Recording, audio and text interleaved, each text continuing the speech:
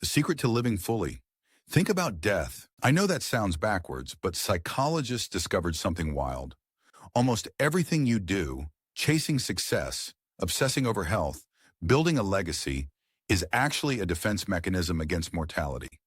It's called terror management theory, and it explains why we avoid the one conversation that could change everything. Here's what three philosophers figured out that most of us miss. We don't fear death because it ends our life. We fear death because we haven't really lived. Kierkegaard called this the sickness unto death, not dying itself, but the despair of never becoming who you truly are. Heidegger said when you stop running from death, you stop running from life. In Epicurus, he argued death is literally nothing to fear because when it arrives, you're not there to experience it. Modern research backs this up. Studies show that when people consciously engage with mortality through reflection, grief work, or meditation, they report more gratitude, deeper connections, and renewed purpose. Death awareness doesn't make life darker. It makes it sharper. So what happens when we actually face what we've been avoiding? What did these philosophers discover about living authentically in the shadow of death? Let's start with Kierkegaard. For Søren Kierkegaard, death wasn't just an end, it was a mirror. He believed that recognizing our mortality forces us to confront who we truly are. When stripped of distractions and false securities, what remains is the raw self trembling before existence. Kierkegaard described this as the sickness unto death, not physical death itself, but the despair of not living authentically. We fear death, he said, because we fear not having truly lived. And yet that fear can become a teacher. In Kierkegaard's view, despair and awareness of death push us toward what he called the leap of faith. It's not about religious dogma. It's about surrendering the ego's need for certainty and embracing life as it truly is, uncertain, fleeting, and precious. When we stop running from death, we stop running from life. For Kierkegaard, the paradox of existence was that to live fully, we must first accept the inevitability of dying.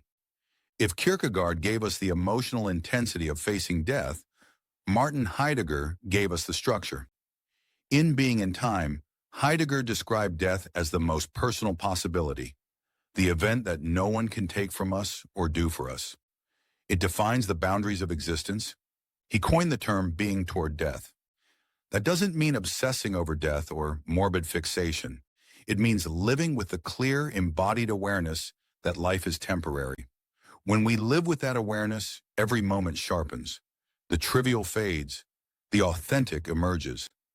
Heidegger contrasted this with the they-self, the social persona that goes along with what everyone else does and thinks. When we avoid the thought of death, we dissolve into the they-self, distracted, inauthentic, numbed by routine. But when we confront mortality directly, we awaken the authentic self, one that takes ownership of existence, chooses deliberately, and finds meaning in the finite. In other words, death individualizes us. It forces us to take responsibility for being. And for Heidegger, that realization isn't despair, it's liberation. Centuries before Kierkegaard or Heidegger, Epicurus took a radically different stance.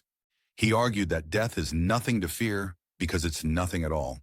When we exist, death is not present. When death arrives, we no longer exist. To Epicurus, fear of death comes from a category mistake, treating non-existence as a kind of experience. But if we truly grasp that we cannot suffer after death, then death loses its power over us. From this perspective, the wise person doesn't deny mortality, they integrate it. Epicurus believed that understanding death frees us to pursue tranquil pleasure, friendship, and virtue. The art of living for him was inseparable from the art of dying. In a way, Epicurus offers a psychological antidote to existential dread. We fear death because we project consciousness beyond its boundary. But if we accept that consciousness itself ends, then death becomes simply the horizon that gives shape to life. These three perspectives, Kierkegaard's leap, Heidegger's authenticity, Epicurus's calm acceptance, are not contradictions. They're complementary stages in how we might psychologically integrate mortality. Kierkegaard awakens the emotional truth of death, the anguish of facing existence without illusions.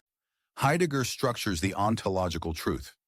Death as the defining boundary of being. Epicurus provides the rational balance. Death is the absence of suffering, not the continuation of it.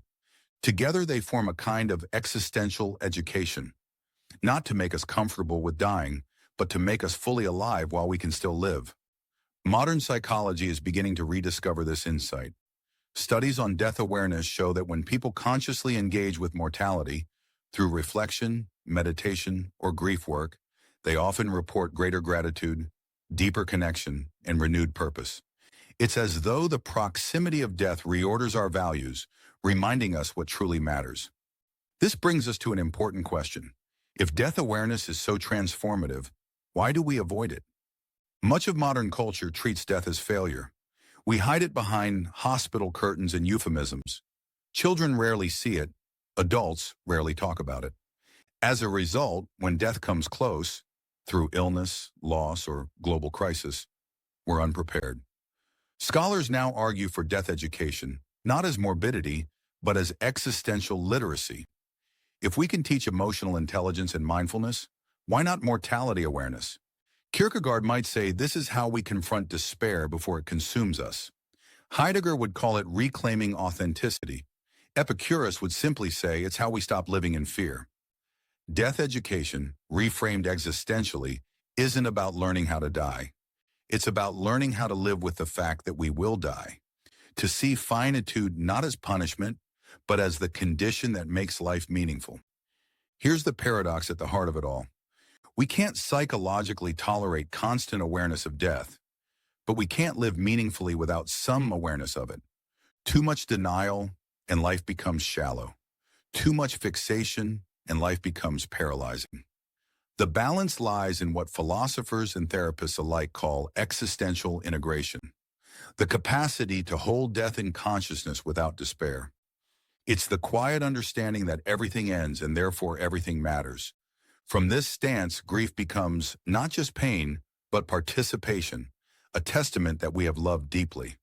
Mortality becomes not just limitation, but context, the frame that gives art, memory, and kindness their poignancy. We don't overcome the fear of death by escaping it. We transcend it by understanding that we and death are not enemies. We are participants in the same mystery. When Epicurus said that death is nothing to us, he wasn't dismissing life. He was honoring it. When Heidegger said that death individualizes us, he was inviting us to own our being. And when Kierkegaard said that despair is the sickness unto death, he was reminding us that to be conscious is to be free, even in the face of the inevitable.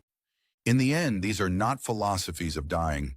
They're philosophies of living authentically, loving deeply, and letting go gracefully. To know death truly is not to be haunted by it, but to see in it the light that reveals what's worth living for.